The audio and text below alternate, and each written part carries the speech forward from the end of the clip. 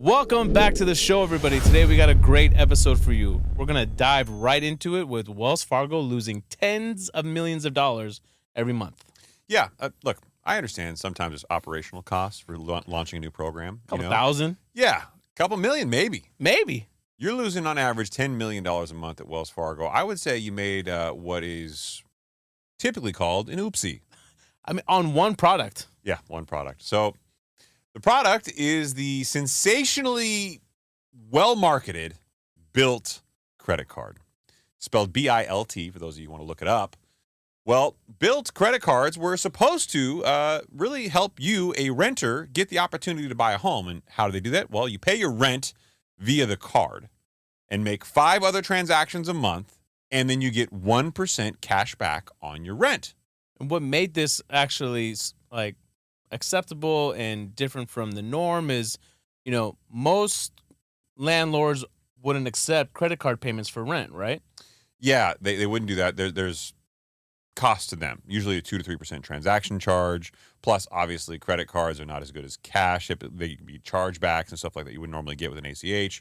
So there were concerns there that landlords would not do that. Wells Fargo found a way to get around that with a third-party processor, basically mailing checks to the landlords. Mm-hmm.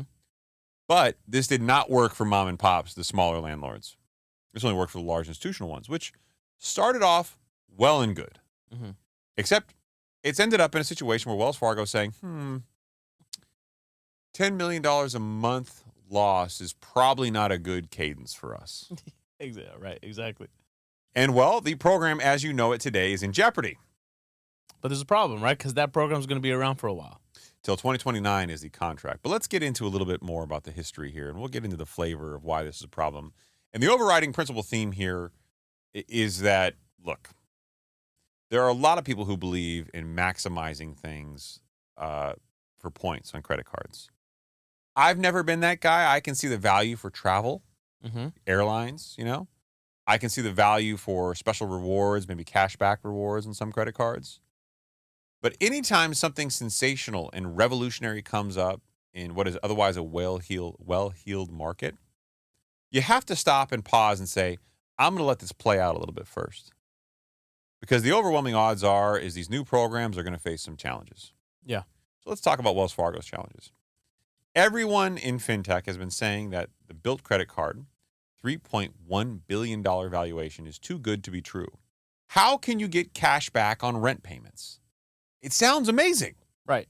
And the CEO, who is now valued at being a billionaire, by the way, he broached a number of banks, JP Morgan, a couple other banks out there, and they all were like, no, we don't get it. U.S. Bancorp and Synchrony. There you go. Look at you. Detailed. Yeah. And they were like, no. Yeah, they passed on the deal. Yeah, we have no interest at this time.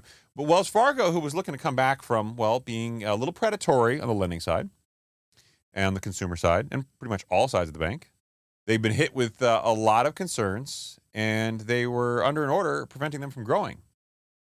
They had some CEO changes, and as a result of all these things, they were looking to really focus on their consumer credit card businesses through these third-party programs where they would effectively back somebody else's credit card. Right. Exactly. And the thought process here for them, too, was that by getting customers to sign up with this, that they would be able to cross-sell. If anyone knows anything about Wells Fargo, it's all about the cross-sell. It's really in banking in general, right? But they're really big on cross-selling. They thought they could cross-sell mortgages with this product. We helped you vis-a-vis the BILT credit card get the cash to put down to buy a property with this 1% cashback program. So naturally, these people are going to be like, you know what? Hey, great. I'm going to finance through Wells Fargo because they backed me in this program. Except, no. People don't know that Wells Fargo is behind BILT. And even though it's disclosed and there's things out there which tell you about the relationship like this, like the podcast, like we're doing right now, people are going to go, you know what? Wells Fargo is so loyal to me. They go, oh, BILT has a great program. Thank you, BILT. So Wells Fargo is kind of holding the cash, going, okay, well, at least we're going to get revenue off the card. Ooh, yeah. Turns out they have an unsustainable deal with Wells that is losing the bank hundreds of millions of dollars. Wells made a number of incorrect assumptions in their underwriting. We've talked in the show multiple times about underwriting real estate, trying to figure out if the deal is economically viable and if there's a risk of default in a transaction. Well, credit cards and the risk of making this program happen was underwritten. Right. Wells Fargo and their executives made some key underlying assumptions. Well, and we'll get into those momentarily, but those assumptions are part of the logic, the decisioning, if you will, of is this going to make money for Wells Fargo? And that logic was very, very flawed. So they assumed that it would be a top of wallet credit card for renters. Renters would be like, oh my God, this BILT credit card, it gets me 1% cash back on my rent. As long as I make 5 transactions a month, I'm going to use this credit card. It's going to be my primary. I'm going to use it all the time. Well, if you're going to be top of wallet, that means you're going to carry more balances on that as opposed to just using it for the points. Instead, a lot of savvy customers use the bank for the minimum required to collect the rental points. Mm-hmm. I do this. I often use cards specifically. I typically put everything on my American Express because of the points. Also, there's a layer of protection built in there versus my ATM card.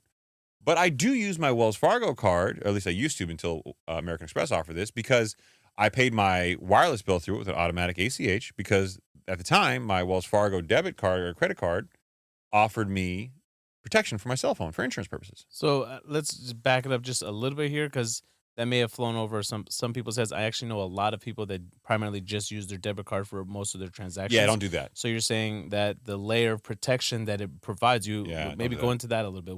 What kind of protection are you talking about? Um, Other than the fact that you could dispute a charge, or if somebody stole your credit card information from a vendor or a merchant that you went to a store and they were able to pick up your information, then you could dispute that charge, and it doesn't take your cash out right away from your account like your debit card would. There are those people who do not agree with this theory. I will say I think this is one of those concepts as a kid that I really struggled with growing up when it came to pivoting from a life where I didn't have a lot of money to I had enough money to I had enough money to save and invest. Getting mentally to where I'm at today in my relationship with credit cards was a very interesting thing. We've covered on previous shows that there are really 2 types of credit cards. There's a credit card where you charge and you pay the minimum payment every single month. And there are charge cards where you charge and you pay the entire balance every single month. Historically speaking, and there are some variants now which are not the case, but historically speaking, that was the difference between American Express and the rest of the credit cards that were out there. American Express was a charge card. You charged it, you paid off the entire balance at the end of the month. Mm-hmm. And it was looked at as having higher prestige, not because, ooh, it's American Express and all this marketing and branding and the metal cards and all that stuff. It was looked at it as, okay, you were using a card that you had the cash to pay off every single month because those were the payment terms. So people weren't looking at you, Saied, going, oh, Said's using a credit card, but he's only going to pay $25 this month because he doesn't have the money for it. Right. They're going, oh, Said's got a charge card, so he's paying it off at the end of the month. Yeah.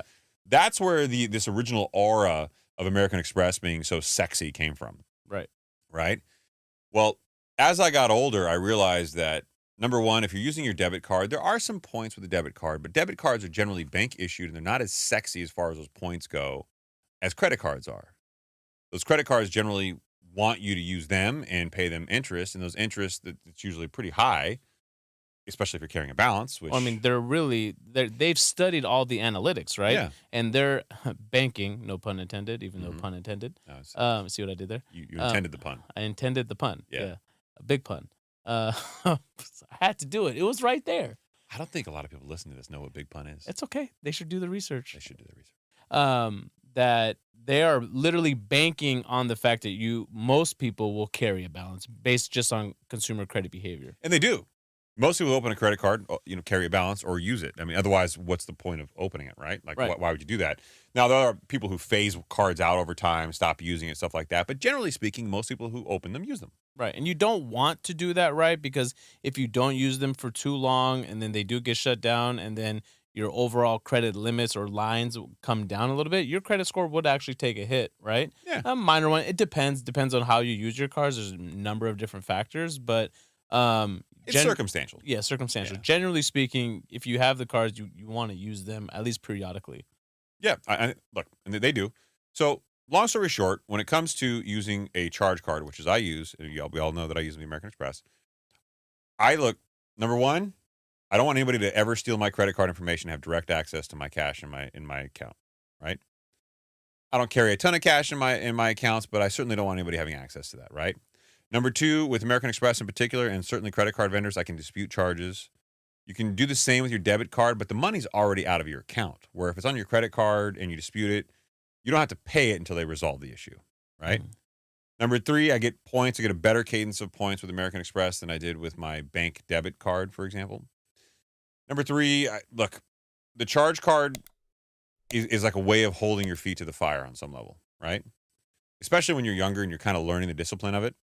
I only want to charge what I'm going to pay off at the end of the month. I know that bill is due and I got to pay it off entirely at the end of the month. Having that be my standard makes it a lot more thought-provoking every time I charge. Mm-hmm. Okay, I'm buying this. Do I have the money to pay this off in cash? When you're younger, that's the conversation when you have. When you're older, you get used to like, okay, any large purchases, I want to think about how I'm spending it, why I'm spending it. I want to be a little more pragmatic about why I want something. You're not just out there, buying everything, anything you want. And even when you make money, you probably get more thoughtful about it than when you're just starting out and you're kind of stretching because you really want something and it's out of reach, as opposed to you can buy it whenever you want. I say all this to say, look, I think using a card strategically is a good idea. And there's nothing wrong with using for points. There's nothing wrong for using BILT to get, money back for your rent. Yeah, as long as you're strategic about it, right? And you have the discipline. Right. Except in this case, it didn't make a whole lot of sense. Wells Fargo assumed that 65% of card purchase volume would be non-rent, generating interchange fees for revenue. Interchange fees, basically, they charge 2 to 3% for the usage of the card to the vendor, right? Exactly. So if you're using 65% of your card's usage is going to get them fees, and the other 35% going towards your rent is not going to get them fees, the overall majority will get them fees. Well, in fact, the reality was inverted. Yeah, it was the opposite. So what actually came in is they projected 65% being non-rent generated, right? Actually came in at 35%. Yes. I mean, that's a misstep. So now 2/3 of what's being charged is not generating fees for them. Only a third of it is. So their fee model is completely off kilter. You got a good amount of these people who are only using it for the points because they're very point savvy. There's a lot of YouTube videos out there, and I guarantee you there's at least one person out there going, hey, man, let me tell you how to get some free money for your rent. Right. Right? That's the thing. Well, it's also assumed that 50 to 75% of the balances would be revolving. Right? Exactly. Earning them interest, meaning that they carry a balance, they pay it down over time. Well, the reality is that they mostly have cardholders that like many people out there like myself who don't carry a balance. Only 15 to 25% are actually revolving. So most people who use this card are using it in a very healthy, strategic, and thoughtful way, which should have been obvious. Right. Okay? If you're going to offer a niche specialty card which gets Americans back 1% for their rent, it's going to be the financially literate people who are thoughtful and trying to eke out and be smart about the 1% difference to be able to buy a property one day. Yep. How did they not think that the people using these cards would not be racking themselves up with debt? Exactly. I mean, these are smart executives, presumptively those who've been in the credit space and banking space for their careers. I mean, is there even? I didn't get that far into this to find out, was there even a limit to the amount that you could charge for your rent? Like, what if you're renting like some wild penthouse? The landlord had to be in the program or be part of the program. Okay. Right. And then they would essentially verify it. Was there a limit? I don't think that there was that I saw. I think you could, if you were paying it for rent, you could get cash back. But you're not going to be paying $10,000, $20,000 a month for rent and using a BILT card. Yeah, I would hope not. You know what I mean? Yeah. But another thing that Wells Fargo was doing is that they were paying out $200 for each account opened through BILT. And they're still paying just money that they were giving away. Yeah, here's an extra $200. We're going to make so much money off this card, America, that we're going to give you $200 just for signing up with BILT. But BILT's not going to pay it. Wells Fargo's going to pay it. Yep. God, BILT fucked them in that negotiation. Dude. So bad. Yeah, this is masterful. Yeah, it's not a shock to me that JP Morgan Chase was like, yeah, no, we're going to pass on that. Yeah, we're gonna let Wells eat this. Yeah, we don't want to do that. Yeah, exactly. Wells is paying 0.8% to BILT on rent payments. 0.8%. Even though the bank doesn't get interchange fees on them. So they're not getting paid money for those balances, and they're still paying 0.8%. So to make this clear here, they're only making about 1/3 of the income of the program that they thought they were going to make. And of the 65% of the people, the usage of the cars is going to rent, Wells has to pay BILT 0.8%. Yeah, exactly. They're going to pay the transaction fees, right? Yeah. So obviously the mortgage business for Wells is not going very well. You got interest rates going up. Well, and then they also laid off a bunch of people in their mortgage lending departments. Yeah. So it's like, wait, your whole thought process behind this was to cross-sell mortgages, but then we're also gonna shorten our staff? Like, what's going on? Well, I mean, look, the economy pivoted pretty significantly. Yeah. So I think the idea behind some of these programs is that they've ran through all the analytics, they know everything. You'd be surprised how unbelievably cavalier some of these things that come to market are. And the wildest part about this to me is not that the program's going to fail, because it's going to fail. You know, look, kudos to them. They negotiated the hell out of this deal with Wells Fargo. They got an unbelievable deal. The company's valuation went from, I think, somewhere just below $2 billion to over $3.2 billion, making their CEO a billionaire because of this deal, because of the business they expected to get from this. But the contract expires in 2029. Wells has already said they will not be renewing it as is. BILT spokesperson have come out saying this is an inaccurate representation of what's actually going on. But this is a Wall Street Journal article. Yeah, it's an inaccurate representation, but Wells Fargo's also coming out saying we're probably not going to renew this thing. Yeah, they're not gonna renegotiate this loosely and laissez-faire. They're gonna come in swinging. They're gonna say, hey guys, we're not giving $200 to everybody who opens an account. We're not giving you 0.8%. And then the question is going to be, okay, well, how economically viable is it? How do you just give people on their single largest expense 1% back? Yeah. How are you justifying that? You're going to have to make Wells Fargo, the person giving the money, more money. How do you make them more money? They have to either use the card or jack the rates. Right. So either way, I don't see this thing surviving. Yeah. So, I mean, use it while you can. I mean, how much cashback are you really getting? I get like for the consumer, okay, it's a little bit here, a little bit there, fine, like 1% cashback, right, on your rent. There's an entire subset of very, very just like penny pinching, incredibly detailed spenders who use points strategically, who will get every single penny from a situation like this. Yeah. In addition to travel points and other points, they will be so delineated and calculated in how they use things that this will be somewhat valuable to them. Right. And I actually know people that if they know, like, they're that strategic and that disciplined, they're already saying, okay, I'm not going to look to buy a home within the next year or so. I can open up this travel card, even though I'll take the hit currently on the credit score to get these points. And they understand how to manipulate their credit score well enough to where when the time is right, then I can buckle back down again and increase the score back up. So, yeah, there are people that are like that. But I would say the majority of America, myself included, probably you too as well, I'm not going to do this. No. I mean, so much time and effort has to go into this, right? Like, you could put all your energy into something else. Let's just think here. Let's just say you spend $2,000 a month on rent. $24,000 a year. 1% of that. Yeah, I mean, exactly. That's times what between now and 5. Right. No, but given inflation with everything that's going on, that might mean something to some people. No, it might. But what I'm saying is if you put that same time, energy, and thoughts into running a side business, you're going to make considerably more money. 100%. If you put money in the stock market and were thoughtful and pragmatic about your investments, you're going to make a whole hell of a lot more money. This is where I look at the time value of money and some of these programs and the sensationalism. They basically weaponized against America their number one dream.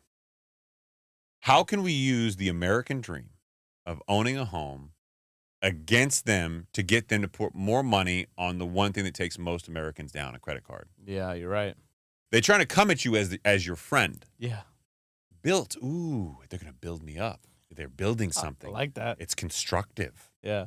and all I've got to do is put the payment that I'm going to pay every single month anyway on the card. That's not going to hurt me. How's that going to hurt me? Yeah. Knowing that most people carry balances, it was a little predatory. Their entire business plan was to get you to use the damn card 65% more. When are they going to stop than your rent? When are they going to stop being so predatory, man? I'm just saying, like, and this is the wild thing. And the whole point of this intro, Saied asked me before this whole thing started, hey, why are we doing this as an intro portion? Mm-hmm. What's the lesson? Here's the lesson. A lot of people in technology and finance will try to come together with a program that sounds amazing for you, the consumer. But at the end of the day, you cannot forget somebody is making money off this somewhere. Right. Right? And if they're making money off of you doing something through them, you got to ask yourself, if you get all the benefits and none of the risk, then you are the product. Yeah, we actually talked about this a lot before too. And most times you're the data. Yes. The data that's being sold on the back end, right? Which BILT probably has all your data. Then they forward the leads onto Wells Fargo. Well, Wells Fargo knew your credit score. Yep. They knew what your spending was like. Yep. They knew how much money you'd save from putting 1% down. You were a great piece of data for them to farm and say, okay, here's how our mortgage division taps over. And when this contract was negotiated, the mortgage economy was booming. Rates were super low. You could just say like, oh, shit, here is a absolute hotbed of leads. And all you had to do is say, hey, I'm from BILT. I'm your credit card company. Oh, by the way, I have a partner at Wells Fargo who backs us on the card who will help you get a home today because you've used this card. That's why you're using it, right? 100%. Yep. And it was such an amazing handoff opportunity, and then it wasn't. Yeah, then it wasn't. Well done. I see what you did here. Yeah. Good Really? job. Yeah. No, I like it. I like you put a nice little bow on it. You were a little hesitant before we got into it. I was. No, but it turned out to work out. It was good. Because I had no idea what I was going to say before we went into this. This is all made up on the fly, no brother. plan? No plan. I was like, this looks interesting. Let's just use this today. Yeah, no, it's a great art. Really? It actually caught fire on the socials. It did, because BILT was a lot of fanfare. It was really out there. I mean, this was a big deal a while back. I'm going to be honest with you. I had never heard of it. You brought it up on a previous show. BILT? Yeah, you were the one talking about this credit card. Did I? You didn't say it by name, but you said that one credit card where you used the money. I referenced it? Oh, Yeah. maybe. I had never. Be honest, I don't think I did. Because I had never heard of it, and maybe that was because I'm not falling for any of these gimmicks. I'm going to stick to my plan. This is my plan, and I'm going to go through with it. I can see there's some challenges as regards. Oh yeah, there's the CEO right there. Because when you said when Yeah. I was reading about BILT, I was like, what is it? The clothing company, the one that's the athletic wear that everyone's been wearing. Haroon, what'd you pull up here? What is this? Oh, just brought it up. Want to show the CEO, and then that's what happens when I don't talk for a minute. He's getting out in front of it. But wait, before you talk your shit. You don't have to excuse yourself when you clear your throat, okay? Yeah, It's all good. The company was valued at $3.1 billion at one point. Mhm. Yeah, that's what. Yeah, currently BILT Rewards announces $200 million raise, valuing company at $3.1 billion. It's also back from January, so I just wanted to share that.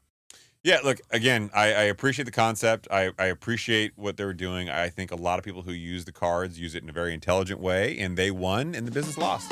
Yeah. They didn't get their value out of it. So.